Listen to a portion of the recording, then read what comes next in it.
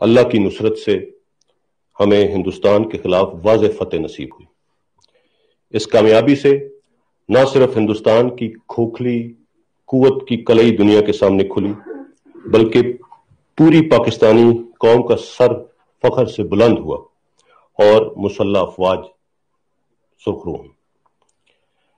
پاکستان کی فتح کو نہ صرف دنیا میں تسلیم کیا گیا، بلکہ خود ہندوستان کی قیادت نے اس شکست کا جواز رافیل طیاروں کی عدم دستیابی پر ڈال دیا۔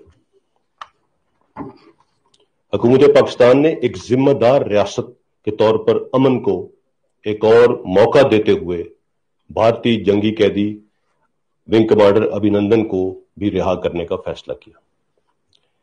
اس ذمہ دارانہ فیصلے کو، جو کہ جنیوا کنونشن کے تحت تھا، پوری دنیا نے سراہا۔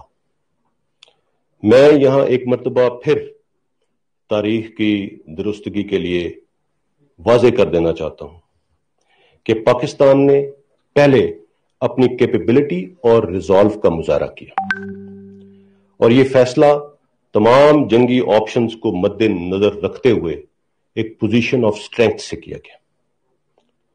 پاکستان کی قیادت اور افواج پاکستان ہر طرح کی صورتحال سے نمٹنے کے لیے پوری طرح تیار تھے۔